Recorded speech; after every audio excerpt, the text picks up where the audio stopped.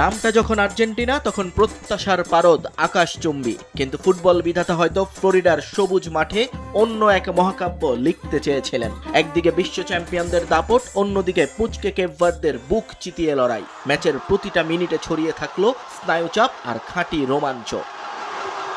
তবে দিনটা যার হতেই হতো তিনি তো সেই একজন। ম্যাচের 29 মিনিটে লিসান্দ্রোর বাড়ানো বল আলতো ছোঁয়ায় নিয়ন্ত্রণে নিয়ে গোলরক্ষক ভজিনহাকে পরাস্ত করলেন আধুনিক ফুটবলের জাদুকর। বিশ্বকাপে প্রথম ফুটবলার হিসেবে স্পর্শ করেন 20 গোলের মাইলফলক, কিন্তু এরপরও জয়টা এলো না সহজে। সত্যি বলতে আমরা জানতাম ম্যাচটা কতটা কঠিন হতে যাচ্ছে। এই দলটা কিন্তু স্পেন বা উরুগুয়ের কাছেও হারেনি। আমরা প্রথমার্ধে গোল পেয়ে ভেবেছিলাম ম্যাচের নিয়ন্ত্রণ আমাদের হাতে, কিন্তু হলো তার উল্টো। আমরা একটু বেশি রক্ষণাত্মক হয়ে পড়েছিলাম এবং ওদের ওপর চাপ সৃষ্টি করতে পারিনি।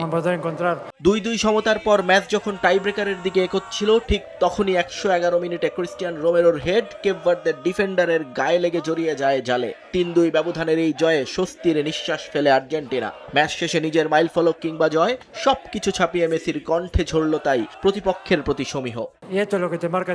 এই বিশ্বকাপটা এই কারণেই স্পেশাল। এখানে প্রতিটি দল সমান শক্তিশালী এবং প্রতিটা ম্যাচই কঠিন। আমরা আমাদের সর্বোচ্চটা দিয়ে চেষ্টা করেছি, তবে এখন সবচেয়ে গুরুত্বপূর্ণ হলো বিশ্রাম নেওয়া, পরের ম্যাচ নিয়ে ভাবা এবং ভুলগুলো শুধরে নেওয়া।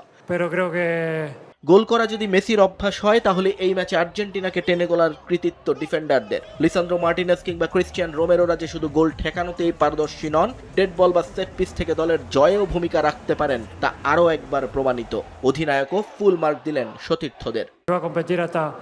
আজ সেট পিস আমাদের খুব সাহায্য করেছে। আমাদের দলে বাতাসে ভেসে আসা বল লুফে নেওয়ার মতো দারুণ কিছু ফুটবলার আছে। শুধু কুতি বা লিচাই নয়, ম্যাকঅ্যালিস্টারও আছে। এই টুর্নামেন্টের রক্ষণ এবং আক্রমণ দুদিক থেকেই শক্তিশালী হওয়াটা ভীষণ জরুরি। কেপভার্দের রূপকথা থামিয়ে দিয়ে আর্জেন্টিনার পরের গন্তব্য এখন আটালান্টায়, যেখানে তাদের জন্য অপেক্ষা করছে মোহাম্মদ সালার মিশর। নিয়ন মোহাইমিন, সময় সংবাদ।